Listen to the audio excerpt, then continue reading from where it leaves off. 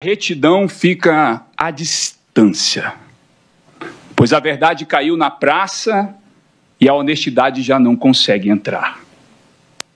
Não se acha a verdade em parte alguma, e quem evita o mal é vítima de saque. Olhou o Senhor e indignou-se com a falta de justiça. Ele viu que não houve ninguém e que ninguém intercedeu. Então o seu braço lhe trouxe livramento e a sua justiça deu-lhe apoio. Usou a justiça como couraça, pôs na cabeça o capacete da salvação. Vestiu-se de vingança e envolveu-se no zelo como numa capa.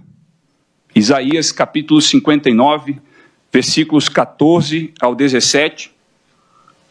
E é debaixo dessa palavra que eu consagro a minha fala, a vida de vossas excelências, essa casa, saudando em primeiro lugar ao excelentíssimo senhor ministro presidente Cristiano Zanin, saúdo a belíssima e honrosa decana desta casa, excelentíssima senhora ministra Carmen Lúcia, nosso relator, ministro Alexandre de Moraes, ministro Flávio Dino e ministro Luiz Fux, colegas advogados, serventuários, excelentíssima senhora subprocuradora-geral de Justiça, doutora Cláudia Sampaio, recebam todos a calorosa saudação da defesa. Na minha fala, nós vamos delimitar 4 pontos que são exatamente aquilo que inseriu o tenente-coronel Hélio Ferreira Lima, pelo qual eu tenho a honra de defender nessa tribuna, e que inseriram ele dentro de uma investigação maquiavélica, tão somente o primeiro ponto, por ter compartilhado com o tenente-coronel Mauro Cid um documento em que se tratava de uma possível fraude nas urnas.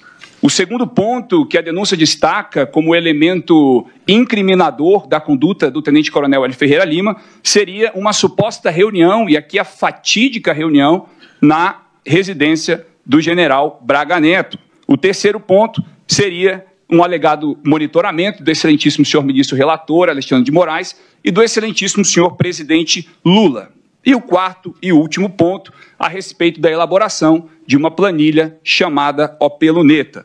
Vale lembrar que, após os 2 primeiros fatos, que foi o compartilhamento do documento e esse encontro na residência do general Braga Neto, automaticamente foi imposta busca e apreensão, cautelares, ele perdeu o 3º comando da Divisão das Forças Especiais do Estado da Amazônia e perdeu já 4 promoções ao posto de coronel. Tudo isso apenas com os 2 primeiros fatos.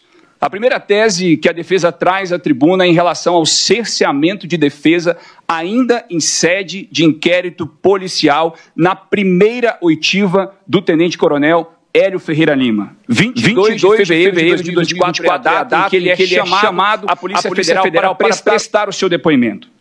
Como surpresa, quando se apresentou para colaborar com as investigações, pasmem, o delegado informou que ele era obrigado a responder a 111 perguntas previamente elaboradas. Não havia o direito de responder 1, 2 ou 100 ou 110, apenas a integralidade. Quando o advogado da época pediu acesso aos autos, o acesso também lhe foi negado.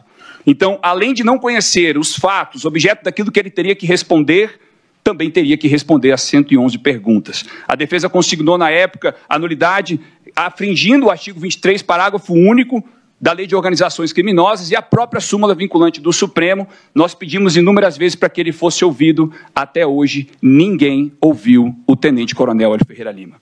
Até hoje, ninguém lhe perguntou, afinal, o que aconteceu? Ninguém sabe. O que nós temos de versão apresentada para a mídia e perante vossas excelências é tão somente a versão da Polícia Federal. Essa é a primeira vez que ele é ouvido através do seu advogado. A segunda tese de nulidade é a respeito da contraditória delação premiada do colaborador Mauro Cid, que prestou mais de 10 depoimentos e, nos primeiros deles, até que tinha uma condizência com a verdade.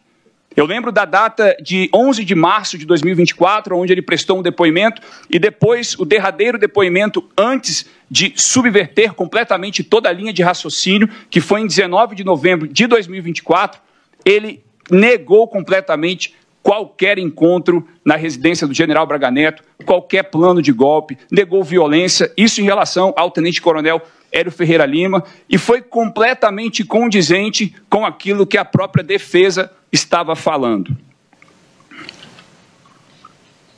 Acontece que depois dessa audiência do dia 19, a Polícia Federal pediu a prisão de Hélio Ferreira Lima, a Procuradoria-Geral da República, em apenas 1 hora, apresentou um parecer pela prisão, e o excelentíssimo senhor ministro relator convocou uma nova audiência, agora para o dia 21 de novembro de 2024. Antes de iniciar a audiência, o ministro relator fez um lembrete a Mauro Cid, e eu peço vênia a vossas excelências para abrir aspas e ler alguns trechos deste lembrete do eminente relator. Uma série de mentiras e eventual rescisão englobará, inclusive, a continuidade das investigações e responsabilização do pai do investigado, de sua esposa e de sua filha maior. Fecho aspas. Quando o ministro relator fala que havia uma série de mentiras na delação premiada de Mauro Cid, ele estava demonstrando cabalmente que já havia escolhido uma verdade. Só discerne uma mentira aquele que conhece verdade. Até então, nós só tínhamos um relatório da Polícia Federal, ou seja, elementos informativos de inquérito que sequer eram prova, mas foram suficientes para que o ministro constatasse uma verdade e discernisse uma mentira. Ato seguinte, depois de lembrado que perderia a sua imunidade, que seu pai, sua esposa e também sua filha perderia, ele alterou completamente o seu depoimento e aí sim começou a dizer aquilo que ia ao encontro do que estava no relatório final da Polícia Federal. Nessa mesma audiência derivou uma segunda nulidade, e aqui eu peço todas as vênias ao eminente ministro relator, mas a defesa entende que Vossa Excelência ultrapassou os limites legais ao conduzir a audiência do colaborador Mauro Cid, porque Vossa Excelência não só analisou os requisitos legais, mas Vossa Excelência determinou que ele sanasse omissões pelo qual o senhor acreditava que era mentira. E eu devo lembrar aqui, doutor Paulo Bonet não está presente, mas essa seria uma atribuição dele. Essa seria uma atribuição do delegado de Polícia Federal, jamais do ministro que conduz a delação premiada. E aqui há uma evidente violação ao artigo 4º, parágrafo 6º da Lei 2.850, pela conduta ativa de Vossa Excelência, mais uma vez, data máxima vênia, indo, inclusive, de encontro com o que o plenário dessa Casa decidiu nos autos da ADI 6298 e as suas conexas, em que disseram e reafirmaram a respeito da constitucionalidade do artigo 3A do Código de Processo Penal, declarando que o Código de Processo Penal e, consequentemente, a Constituição possuem um caráter eminentemente acusatório. Como caráter eminentemente acusatório, não se substitui a atividade probatória das partes, principalmente em um caso como este, em que está decidindo a respeito de direitos fundamentais e da próprio respeito à Constituição. No mérito, excelências, eu trago a primeira tese, que seria a respeito desse fatídico encontro na residência do general Braga Neto, aonde a denúncia traz como se esse encontro fosse previamente elaborado com o intuito maquiavélico de se discutir um plano de golpe de Estado. Esse encontro foi completamente aleatório, e isso não é a defesa que está dizendo, os próprios autos dizem isso, quando do relatório da Polícia Federal, na página 477, tem um áudio do tenente-coronel Cid com o de Oliveira, que também estava neste encontro, onde ele disse: ou vai lá para o Alvorada, ou vai lá para 112, bloco B. Ou seja, havia uma aleatoriedade, ministra Carme, veja, havia duas possibilidades para que ele se encontrasse ou no Alvorada ou no bloco B da 112. Caso eles tivessem optado pela primeira, jamais teriam ingressado na residência do general Braga Neto. Jamais ministro Fux teriam conhecido o general Braga Neto. Jamais teriam incorrido em uma suposta reunião de plano de golpe de Estado. Isso quem não fala é a defesa. O relatório final diz exatamente a respeito dessa aleatoriedade do encontro. A segunda tese de mérito é em respeito a segunda viagem do tenente-coronel Hélio Ferreira Lima a Brasília, aonde tinha um intuito eminentemente familiar de realizar a mobília dos filhos que aqui residem, e a defesa tem comprovantes de compra de mobília, comprovantes do Uber, de trajeto, aonde ele ficou, tudo isso para comprovar que não tinha o intuito de se reunir com os seus supostos comparsas de intentos criminosos, mas tão somente realizar uma viagem com o intuito familiar, que foi devidamente autorizada pelo seu superior hierárquico à época. Inclusive, o próprio trecho da denúncia em que diz que nessa segunda viagem ele havia monitorado Vossa Excelência, ministro Alexandre, e também o excelentíssimo senhor presidente da República, são 5 linhas fazendo referência àquela delação premiada do dia 21, que é mentirosa e que é ilegal. Tenta fazer uma relação com as herbes, como se ele estivesse localizado em pontos estratégicos, mas esquecem que os mesmos que estavam rodeados, todos estavam na região central. Inclusive o relatório da polícia traz que em determinado momento, do dia 23 de novembro, às 9h32 da manhã, a herbe do tenente-coronel Hélio Ferreira Lima se conectou em 2 antenas diferentes, ou seja, é completamente aleatório dizer que ele estava realizando qualquer tipo de monitoramento, até porque estava hospedado no Hotel Vision, que todos sabemos é na região central e englobaria inclusive o raio desta casa, raio que se considera por 3 quilômetros, diametralmente 6 quilômetros. É muita coisa para se considerar que havia um monitoramento. A terceira e última, excelências, é em relação ao OP Luneta.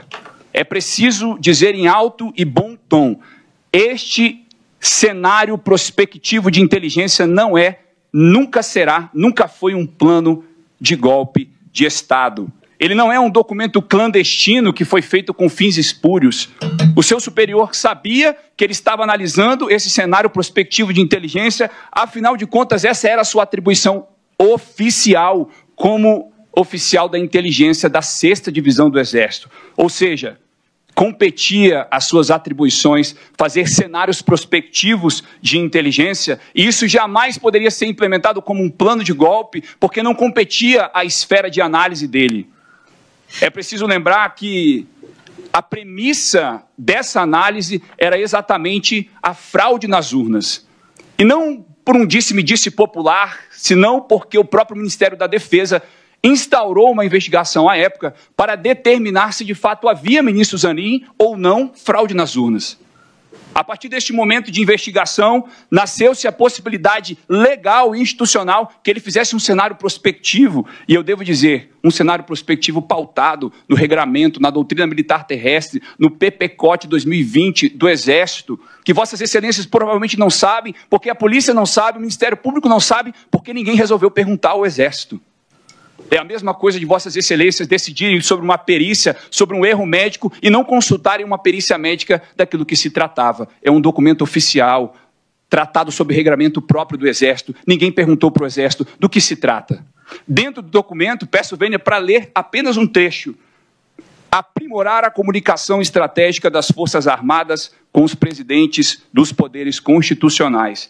Esse, dentre outros trechos, traz a completa legalidade do documento. O documento visava fins eminentemente estratégicos, pautados dentro de um treinamento do próprio Exército Brasileiro. O Exército Brasileiro ensinou o tenente-coronel Hélio Ferreira Lima a fazer cenários prospectivos de inteligência. Enquanto isso, se tirou-se de um contexto este cenário como se ele só tivesse executado este com um plano de golpe de Estado. Ele já executou dezenas ao longo de sua carreira. Inclusive, a título de curiosidade, na posse da ex-presidente Dilma, o presidente Michel Temer, ele estava como destacamento das Forças Especiais e ele havia realizado um cenário prospectivo de inteligência para a retomada do Palácio do Planalto em caso de atentado. Eu fico imaginando se pegassem esse planejamento, ele ia incorrer em golpe de Estado. Eu concluo, eminentes ministros, afirmando e reafirmando: essa denúncia não deve ser recebida. A defesa pugna pela rejeição e, principalmente, para que vossas excelências dediquem-se àquilo que eu decidi dedicar à minha vida. Eu decidi dedicar a minha vida, em primeiro lugar, em defesa da palavra de Deus e, em segundo lugar, em defesa deste livro. Aqui, verdadeiramente, está a instituição do Estado Democrático de Direito. Aqui tem o princípio da imparcialidade. Aqui tem o devido processo legal. Aqui tem a presunção de inocência. Não nos apartemos do que diz esta carta.